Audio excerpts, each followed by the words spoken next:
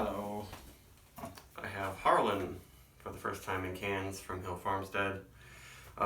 They say Harlan is Edward's slightly more aggressive alter ego, and I actually tell you that it's dry hopped with Columbus, Simcoe, and a hint of Nelson. I had this once several years ago. That was pretty good. That was when they said it was only dry hopped with Columbus. So obviously the addition of Simcoe and especially a little bit of Nelson could make it a very different beer. It's 6% alcohol, I believe, and canned exactly 11 years, or not 11 days ago. So let's see how it is. The double Citra cans I got were very bubblegum yeast forward almost. We'll see if this is like that. Quite pale and quite hazy. Not totally murky. Head looks pretty good. There you go. It's still got a healthy amount of juicy fruit, near almost Belgian IPA type bubblegummy notes mixed in with, I don't know, Smarties, cotton candy, or something like that. There's some pine in there, but it's mostly just like big citrus notes from the Columbus and the Simcoe.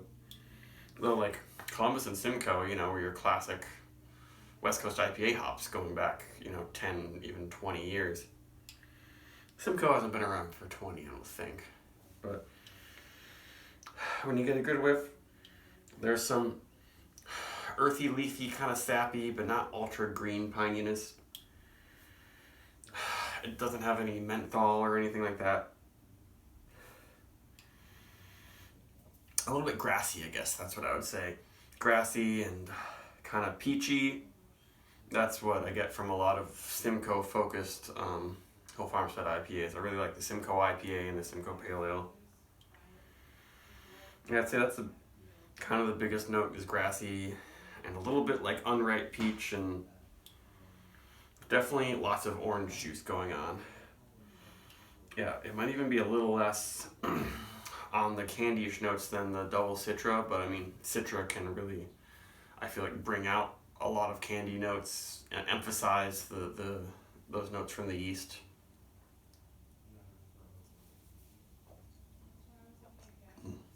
Oh yeah, that's really good. It doesn't have a huge body or anything. I think it's only 6%.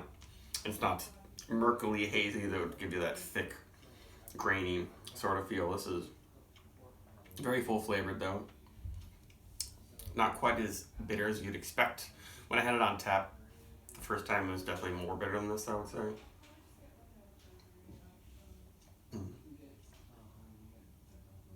Oh yeah, it's got a little bit of a barley flavor and just that real fresh hop bag sort of quality that I like from Hill Farmstead. This is very, very good. This is what I expect from their IPAs.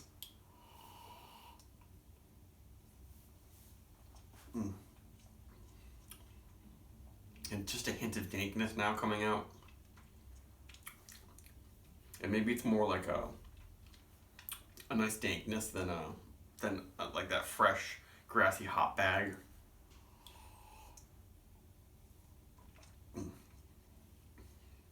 And the Nelson's bringing just maybe a little bit of a green peppery note and a little bit of a white winey sort of thing, but it's much more like really juicy orange with a splash of grapefruit juice on the tongue.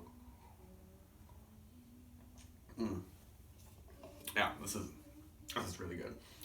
It reminds me a little bit of Fiddlehead IPA, actually. Except that one is way more dank and probably more bitter and almost maybe softer. Yeah, actually, I should get some Fiddlehead and compare these two. Because Fiddlehead's only 2 notches stronger, I think, at 6.2. It probably has Columbus and Simcoe in it. Definitely not Nelson, but I think how they evolved Harlan was a really good. It didn't change the characters so much. It's still much more of a old-fashioned hop experience, but I really like I love the combination of the older hops the hints of greenness and pininess, but really juicy citrus forward rather than all tropical fruit and candy. Like I'm not getting the bubblegum notes really anymore. It was mainly in the aroma. Yeah, now it's getting more dank. Oh yeah, that's good.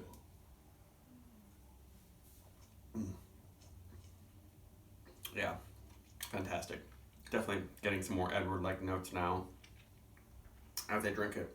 This is past 4.5 for me. This is extremely good. Maybe close to 4.75, honestly. Just what I'm really, really in the mood for right now, and I love how it evolves from that more candy-like nose. A really complex beer.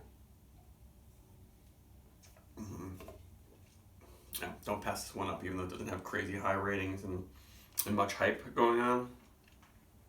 I'm liking it more than the batch of double citra I got, which is kind of the opposite. But that's it. Bye.